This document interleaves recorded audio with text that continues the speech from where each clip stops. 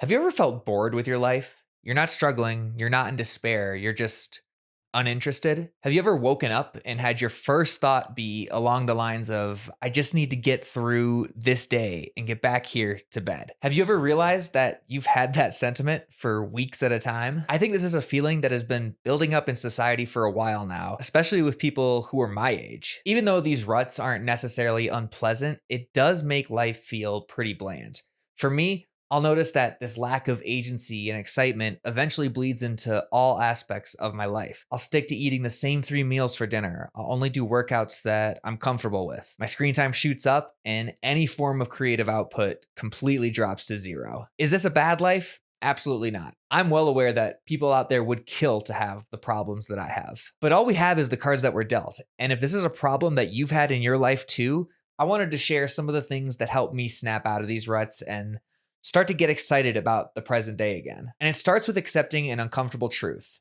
Your life didn't become boring, you became boring. If you're in a season of your life where things feel repetitive or boring, you have to realize that this is a user error. I go through a few of these ruts per year. They last anywhere between 10 days and 8 weeks. It's a slow bleed, but if the momentum starts rolling, it can get out of hand pretty quickly. Worst of all, I've gotten really good at distracting myself. If you can distract yourself for days or weeks at a time, it's pretty easy to avoid confronting something like this. Even though my internal monologue will be sending me the signals for days leading up to a realization, there's usually a big moment where the frustration boils outwards. For me, it's been through journaling sessions, an outward emotional outburst over something small, or catching myself saying something that just doesn't feel true to what I actually believe. When these moments hit, I know that I am in it deep. Thankfully, I'm in a good place mentally and can then address the frustration with accountability. The world didn't stop presenting me with new ideas, new challenges, or new people.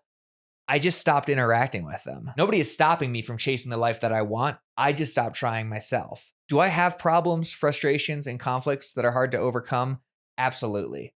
But it's on me to pick the problems that I want to focus on. There will always be problems and there will always be suffering. It's up to me to choose a struggle that will actually lead to a life that I'm excited about. In order to build a more intentional, positive momentum, we've got to change our philosophy. I've loved this quote from Timothy Chalamet that I see on my TikTok. Life is not something that happens to you, it's something that comes out of you. It's so easy today to feel like we're just passengers in life, that other people and circumstances dictate where we end up. It took me a while, but I'm finally at a place where I feel like I have total, absolute control over my life. Everything is a direct result of the choices you make. The reason why you feel stuck at your job is because you continue to go there and do the same things every day.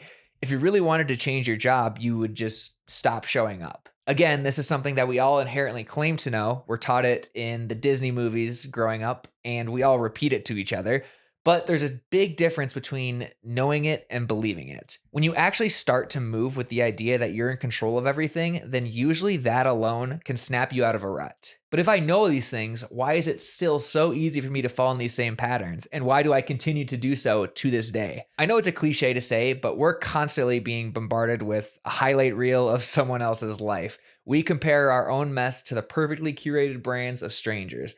The more time you spend online comparing yourself to others, the sadder you will become. But I think it's also deeper than that. Not only are our brains being flooded with jealousy of our friends and people in our life, but we also get hit with an overwhelming amount of advice on what to do with our lives and how to accomplish the things that we want to accomplish. Have you ever watched a Kobe Bryant compilation and then promised yourself that from here on out, you're living with the Mamba mentality? How long does that usually last? No judgment, because I still tend to do this sometimes, even today. Whether they admit it or not, the self-help and motivational content online preys on your insecurities. They prey on people who feel like they're in a rut. Are they technically doing anything wrong? No, I don't think so. But the people who profit from this content don't care if you improve or not. They want you to show up week after week. They glamorize the idea of a grind, working 12 hours per day and pouring your blood, sweat, and tears into something with the idea of becoming great. And there's nothing wrong with that equation. Work hard to get great results. However, I've realized that a life like that just isn't for me. Usually, if I was seeing a friend who I hadn't seen in a few months and they'd ask me how I've been, I'd respond with something along the lines of, just grinding away. I hope I never have that response ever again. If I respond like that, like and you know me, please check on me. We grind because we've been told by someone else what is valuable. If we enjoyed the work, it wouldn't feel like a grind. If we truly value the reward at the end of it, would it be that difficult? In my opinion, someone is only grinding when they're doing the things that they don't want to do in order to get a reward that they have been told to care about. I will say the one caveat here is if you were trying to be in the top 1% of something. Tim Grover, who was Michael Jordan's trainer, said that you don't have to love the process, but you must crave the end result so intensely that the work becomes irrelevant. I don't disagree with him. If you're purely looking to get a result, then you should grind it out. It's just not how I want to live my life. If you truly feel called to be the best in the world at something, or if you are so desperate to win in some metric, money, fame, status, then this video probably isn't made for you. But most of us don't feel that calling. We just want to build a great life for ourselves. The internet can trick us into thinking we need to become great, but if you want to go a different route, then there are other shifts that you can make. It's up to us to decide what we really, really want. It takes radical honesty about who we are and who we want to be. Once you can figure that out, then you can start to intentionally build in that direction. If you're going through one of these boring seasons of life, I'd imagine that you've removed any idea of exploration. How often are you going out and talking to new people? How often are you going out to new places? How often are you trying new things or doing things that you want to do versus doing the things that you think you should do? If you're not doing these things, yet you expect your life to feel different, what do you actually expect to change? What makes life exciting is novelty, risk, exploration, and uncertainty. A lot of us are in a privileged position where we don't come across these feelings much. Who wouldn't get bored of this? To this day, I still underestimate how much new people and new places can change my outlook on life. It's crazy how instantaneously my mood can be changed by meeting a new friend, having a conversation with a stranger, or going out and even just writing in a new part of town. Here's the key though, you cannot just be open to new experiences. You actually have to go out and seek them out. They will not come to you with enough potency to make you addicted to the feeling. Again, if these are all things that we know we should be doing, then why aren't we doing them? When I first moved to Denver, I tried meeting friends on Bumble BFF. When I told certain people about this, I was pretty surprised with the reaction. You get all the jokes, you get all the backhanded comments. But things change when you realize that the people who think this way are usually the ones who never have anything new to update you on in their lives. There is a whole population of the world, the majority even, that want to live their lives on autopilot. That's okay if that's a life you want to live too. But if you're someone who wants to add more exploration and excitement to your life, then you have to let go of that comfort. You know what's comfortable? Being in a room where you know you're the smartest person. It's nice to feel valuable. But if you want more, then you don't want to be the smartest person in the room, especially if you're not leaving that room. The times when I'm the most intoxicated with my life are when I'm making a purposeful intention to treat life like an open world video game. Is there a main quest I want to follow? Absolutely. But what's the rush to get there? There's strangers to talk to, skills to learn, things to try out. When I'm working on realistic side quests for myself, when I'm exploring, when I'm learning new things, that's when life is exciting.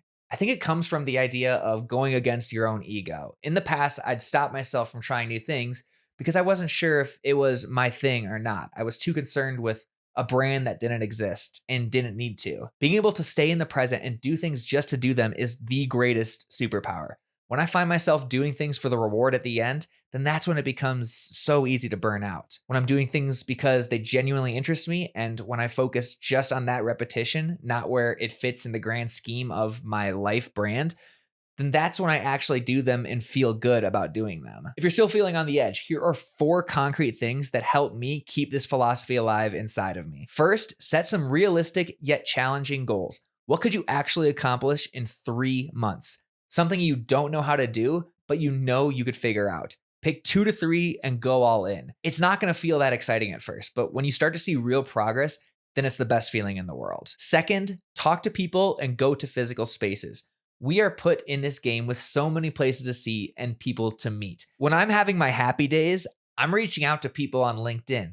I am talking to the barista or other random strangers. I'm going to a new bar or a new coffee shop to write, even if it's just for an hour. Third, I stopped trying to keep score. I could go for my personal best run ever, but then I check Strava and I see someone destroy that time, and immediately I go back to feeling bad for myself. I don't use Strava anymore for that reason. In what ways are you comparing yourself to others? Be ruthless with cutting them out. Finally, I stopped trying to write my story before I live it.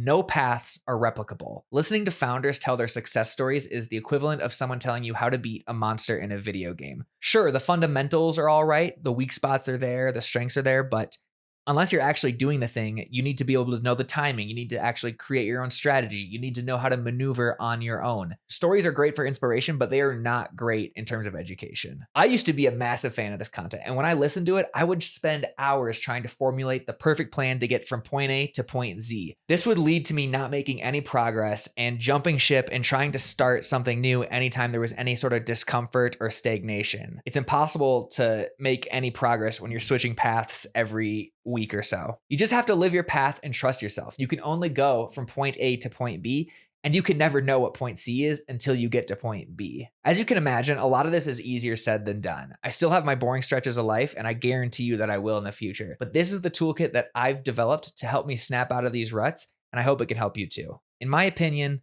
life is the greatest gift we could ever hope for. People would do anything to be in our positions. We owe it to them to get out there, interact with the world, and chase the things that are available to us.